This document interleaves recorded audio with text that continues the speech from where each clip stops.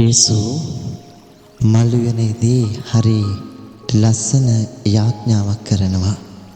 උන්වහන්සේ දේවතාත්තට කියනවා උන්වහන්සේගේ ඇතුළාන්ත අරගලය ගැන. තාත්තේ ආත්මය කැමති නමුත් ශරීරය දුර්වලයි. ඒ දුර්වල වූ ශරීරය ශක්තිමත් කරන්න කියලා තමයි යේසු යාඥාව තුළ දේවතාත්තගෙන් ඉල්ලුවේ. ක්‍රිස්තුමත් තුළ මා ප්‍රේමවන්තේනි, චතුරාර්ය කාලයේ ආරම්භයේදීම අපේ ආත්මයන් ශක්තිමත් කරන්නට දේව වචනය තුළ අපිට ලස්සන යෝජනාවන් තුනක් ගෙනාවා.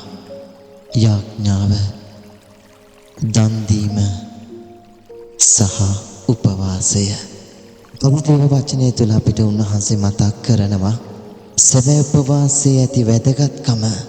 සැබෑ උපවාසය කියලා උන්වහන්සේ මොකක්ද අපෙන් බලාපොරොත්තු වෙන්නේ කියන දේ. උපවාසය කියලා අපි මොනවද ඇත්තටම හඳුනාගෙන තියෙන්නේ? අපි මේ දවස්වල කෑම බීම, අපේ ආසාවන්, අපි කැමති දේවල්, අපේ සිත ගත මනස සතුටු කරන දේවල් ගොඩක් පරිත්‍යාග කරනවා. ඒ පරිත්‍යාග කිරීම, එහෙම නැත්නම් සමහර දේවල් වලින් වැළකී සිටීම, අත්හැර දැමීම උපවාසය කියලා හඳුනාගෙන තියෙනවා. ප්‍රේමවන්තේනි, ස්වාමීන් වහන්සේ අද දේව වචනේ කියනවා උපවාස කරන්නේ කවුද? කරන්න ඕන ඇයි කියන දේ. මනාලයා Taman සමග සිටියදී කිසිම කෙනෙක් උපවාස කරන්න යන්නේ නැහැ. හැබැයි දවසක් එනවා මනාලයා Tamanගෙන් වෙන් කෙරෙන අනේදාට උපවාස කරනවා. කවුද මේ මනාලයා? උන්වහන්සේ කියනවා අපි ජේසුත් එක්ක ඉන්න තාක්කල් මේ ජීවිත හැමතිස්සෙම සුරක්ෂිතයි. අපි බොහොම සතුටුයි. අපි බොහොම තෘප්තිමත්. සතුටට එහා ගිය හැඟීමක් අපිට තියෙනවා. හැබැයි අපි ජේසුගෙන් ඈත් වෙන්න ඔය සතුට තෘප්තිය කියන එකත් අපෙන් ඈත් වෙනවා. උපවාස කරන්නේ ඇයි එහෙනම්? උපවාස කරන්නේ ඒ දුර්වල පෞකාර අපේ ජීවිත ස්වාමීන් වහන්සේ වෙතට ලං කරගන්න මාර්ගයක් හැටියට. අපි මේ ගොඩාක් දේවල් මේ කාලේ අතහරින්නේ, දේවල් වලින් වැළකීලා ඉන්නේ. අපේ ආශාවන්, අපේ උවමනාවන්, එහෙම නැත්නම් අපේ මනස ගත මාංශය සතුටු කරන දේවල් හැරලා තියෙන්නේ.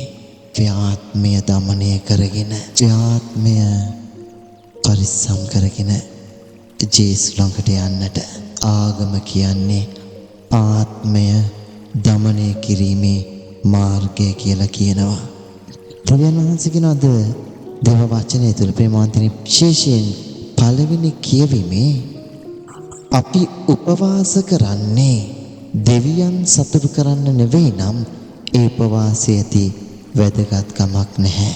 සමහරක් වෙලාවට අපි අපිව සතුටු කරගන්න, අපේ හිත නිදහස් කරගන්න කරයි කියලා කියන්න ඕන තරම් උපවාසයන් කරනවා.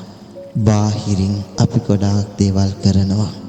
කන්නේ බොන්නේ නැතුව මේ දවස් 40 ඉදී අපි අපේ මාංශය පිනව ගන්නේ නැතුව සමහරක් වෙලාවට දවස් 40 ඉදී. හැබැයි දෙවියන්ට ප්‍රියමනාප උපවාසය කියන්නේ ඔය හැම දෙයක් එක්කම අපේ ආත්මය දෙවියන්ට සම්බන්ධ වීම, දෙවියන් කැමති විදියට අපේ ජීවිත හැසිරවීම. මිනිස්සුන්ට රුත්තලා පුද්ගලිකව කරන උපවාස වලින් කිසි ඵලයක් නැහැ. ස්වාමීන් වහන්සේ නිසයි කියන්නේ සැබෑ උපවාසය කරන හැම කෙනෙක්ගේම ජීවිත හරි ශක්තිමත්, ආත්ම හරි බලගතුයි. ඔවුන් කරන යාඥාවන් ඊට වඩා බලගතුයි. ස්වාමීන් වහන්සේ අද අපිට ආරාධනා කරන්නේ අපි කරන දේ හරි තේරුම් පැහැදුම් මැතිව කරන්නට උපවාසය කියන්නේ අපේ මනස සතුටු කරන එකක් නෙවෙයි. දෙවියන්ව සතුටු කරලා දෙවියන් වෙතට අපේ ජීවිත ලං කරගන්න මාර්ගයක් වෙන්නට ඕන අපි කරන උපවාසය ෆාස්ටින් එක.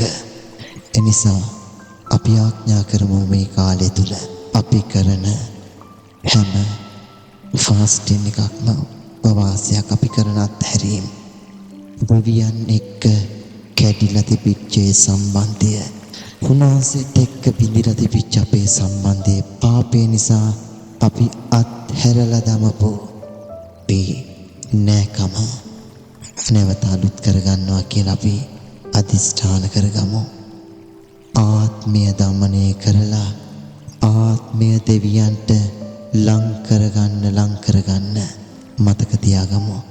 ගොඩාක් බලගතු දරුවන් බවට පත් වෙනවා.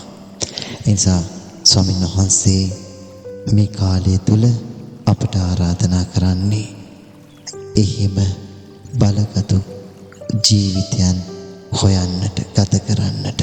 දෙවියන් මවපු හැම කෙනෙක්ම බලගතුයි. ඒ බලගත් භාවය නැති කරේ පාපය. හැබැයි මතක තියාගමු දෙවියන්ට ලං වෙන්න අපි හැමදාමත් බලගත් වෙනවා. ජෙස්පීටයි ලොවේ කැමැත්තට මාගේ හදවත ඇදී යන විටදී ලොවේ කැමැත්තට මාගේ හදවත ඇදී යන විටදී සිත් මල් උයනට ඇතුළු වන්න මට දෙන්න වරම් සමිදේ මල් උයනයි එහි ඇදුමයි ඔබේ දිවියයි ඔබේ පැතුමයි කැටි කර අප හට පෙන්වයි සමිඳුනි දිවි මග ඇරඹුම එතැනයි